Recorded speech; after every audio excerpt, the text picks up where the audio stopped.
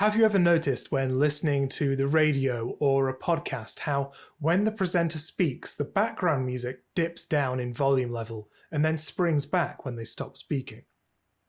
The trick to doing this automatically is called sidechaining and is what we're going to look at in this video. So, what is sidechaining?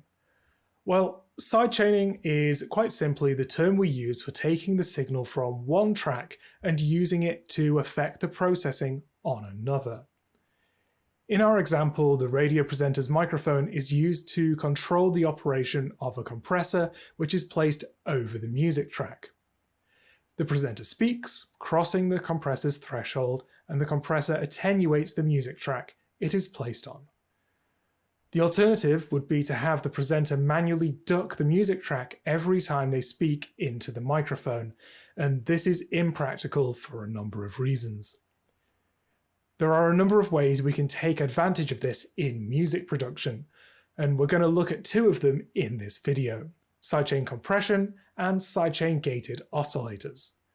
Sidechain Compression is the name given to the background music effect we just spoke about. It is used in music to reduce the volume of a track when another track is playing. This is really useful when you have two instruments with similar frequency ranges and you want to create room and let through one when the other one is playing. The classic example of this is to reduce the volume of a bass guitar when a kick drum plays, allowing the kick to occupy the low end for that short period of time. This technique is really associated with dance music, but it's also useful in other genres, particularly pop and rock. The first thing we need to do when we set up any sidechain is think about our audio routing. And with that in mind, let's now set up a new bus in the I/O settings of Pro Tools. Remember that busing is our way of moving audio around our DAW, whether that's grouping instruments together or creating effects channels. We're going to use our bus in this instance to connect the two elements that we need for sidechaining: an input signal, otherwise known as a control signal, and our processor, which is placed on the track that we want to affect. Our bus is acting like a virtual wire connecting these two parts. So let's head over to Pro Tools now, and we'll set this up. So in this session, I have a kick, which is our kick that we want to hear. We have an incidental track, which is just our snare and stuff like that. And we have an oscillator track. And our oscillator is substitution for our bass in this instance. And I'm using it because I think it will demonstrate this a little bit better than a bass guitar. You'll be able to hear it a little easier. So our oscillator sounds like this and is a constantly running sound.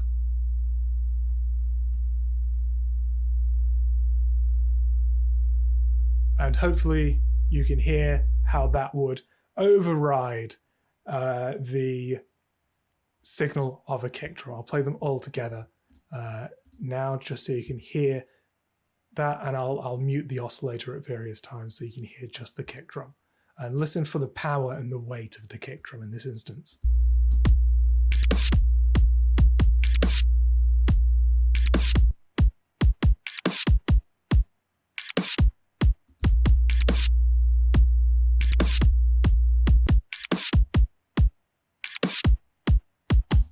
So hopefully you can notice when the oscillator is muted, the kick drum sounds more powerful, it sounds richer, it sounds like it's got more low end. And that is because the oscillator is doing some frequency masking over those low end frequencies that the kick drum has. And we obviously want to preserve those and we want to hear them, and it's going to make our kick sound punchier if we can duck out the oscillator during that time. So that's the aim of this. So we're going to go to our setup, we're going to go to the I/O settings, and we're going to create our new bus. It can be a mono bus, that's fine. I'm going to call it kick, you could call it sidechain. And the next thing we're going to do is we're going to route out of our kick track into this sidechain. So there's a couple of ways we could do this. I prefer to use the sends, which I'll show you in a minute. The other way of doing this is that we can also set up a secondary output from our main output. And we do this by holding Control, selecting our output, and selecting kick. And by holding Control, we can select more than one output at a time. So you can see that I've got main output here, but I've also got kick drum output highlighted here, our kick bus. And you'll notice that our output has a little plus when it has more than one output on it. But I'm not going to use that. That's not my preferred way of using this. I prefer to go from the sends. And we've seen this maybe in a previous video that I've done. So we can go to our send, select our kick bus, and then we use a little fader in order to set it. So I'm just going to set this to 0 to unity gain. And the way I do that is by clicking the fader and pressing Alt. That sets it to 0. And I can forget about that for now. I know that whenever my kick drum is playing, it's going to send audio through to that bus. The next thing I'm going to do is that I'm going to create a new plugin instance over my oscillator track, and that's going to be our stock plugin from Pro Tools, our stock compressor plugin.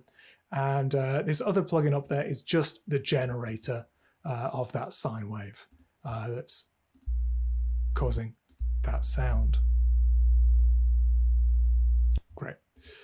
So once we've got our compressor open, we need to start looking at how to set this up. So I'm going to go to the key input up here and select the bus that we just created. Key input, other name for the sidechain. So our sidechain input, our bus input, our control input, if you like, is this key input.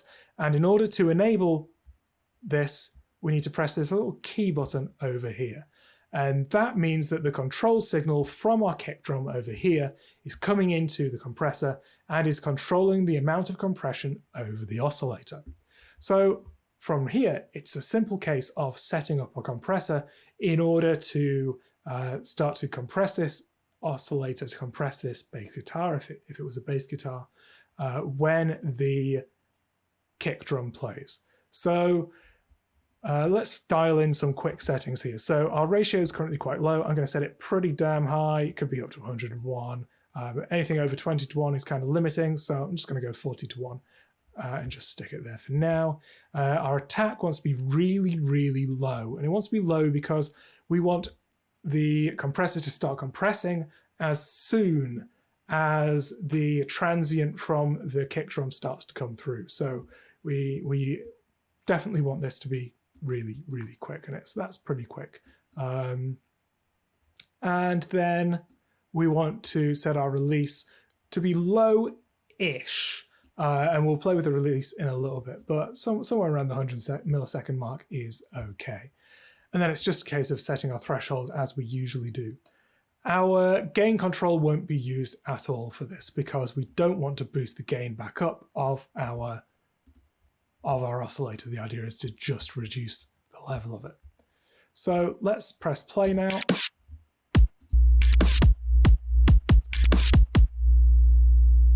And we can see that's already having an effect.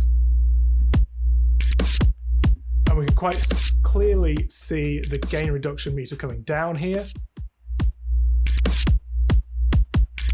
And we can really audibly hear it reducing the volume there. It's maybe even a bit too extreme. So in order to make that less extreme, I can play with the attack control and the release control, most of the release control in this case, and also the threshold.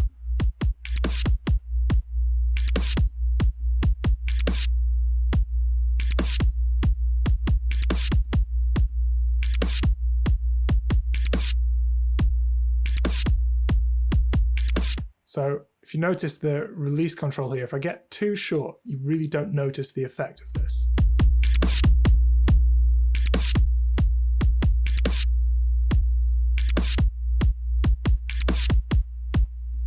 But if I go too long, it's going to sound weird and take ages to come back in. It's almost constantly compressing.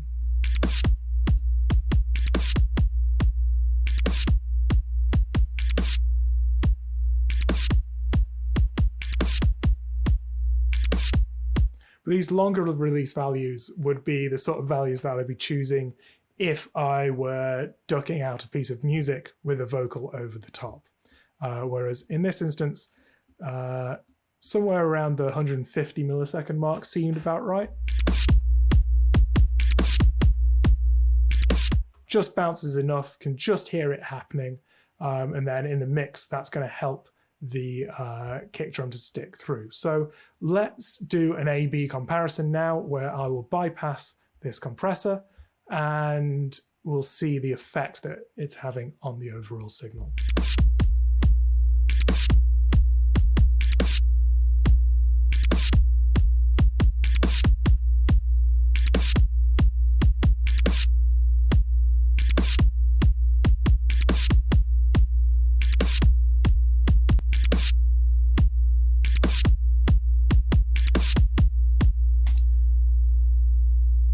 So hopefully you'll agree that helps our signal to sound clearer. It helps that kick drum to pop through a little bit more. It takes out of that oscillator that's masking the kick drum in a reasonably natural way.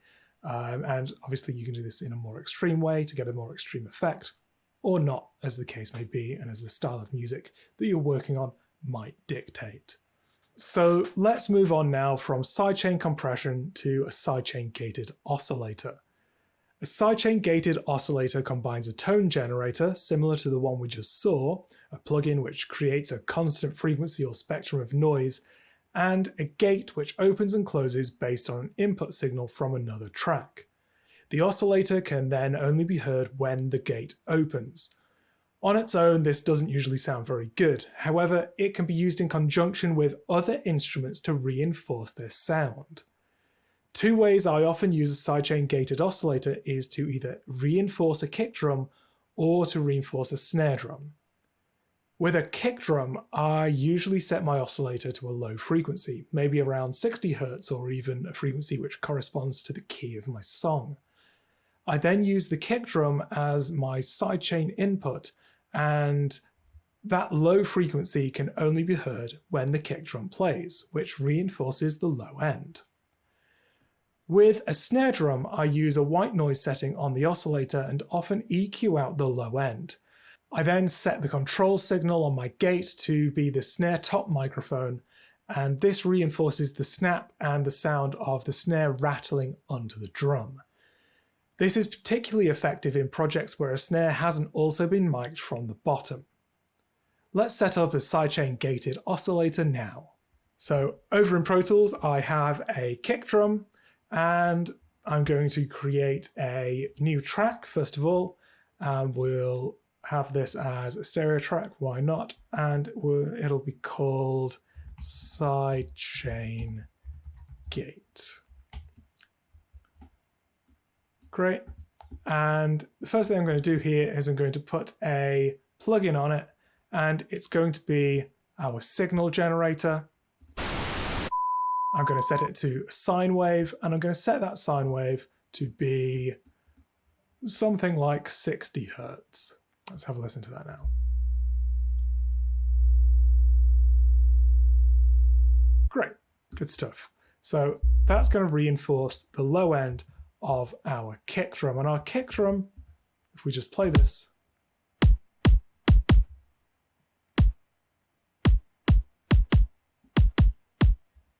our kick drum's lacking a bit of low end. So we'll do the same as we did just before. We're going to create a new bus. Again, I'm going to call it kick. And I'm going to route it from the send, and I'm going to set that to unity. And we're going to put a gate over our oscillator. And we'll go for the stock gate once again. And just like we did with sidechain compression, we're going to select our key input to be our kick drum. We're going to select the key input as the control signal. And then we can start messing around with this. So currently our gate's closed, which is good. And I can press play. Turn on our signal, and you can see that already the kick drum is triggering the sidechain, and it's coming through just a little bit after, and that's kind of okay. So the speed at which it comes through here we can control with our attack value.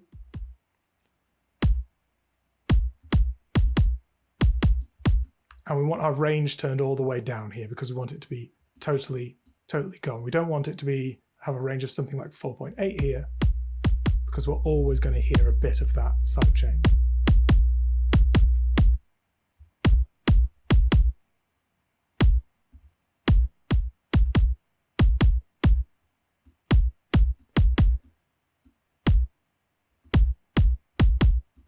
And then it's just a case of setting our attack and our release and our hold values. But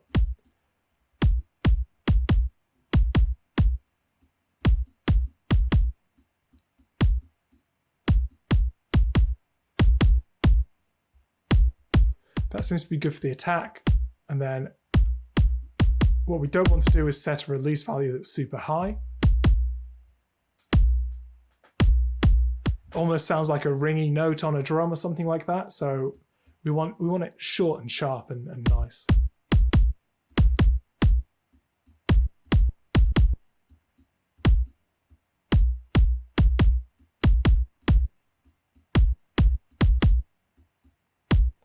I feel like a shorter value is a bit more dancey. A longer value might work for a rock track a little bit more.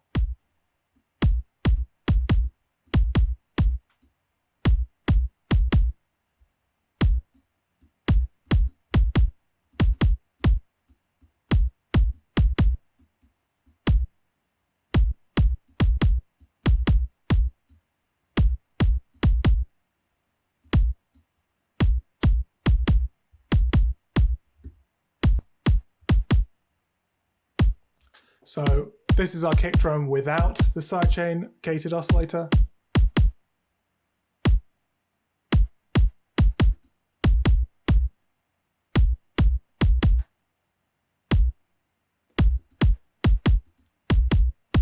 And with it, I hope you can see that there's a big difference there. Okay, I hope you found this video useful and that you can use this in your productions. If you have any questions, comments, or concerns, feel free to contact me in the usual ways. As always, don't forget to comment, like, and subscribe to this channel.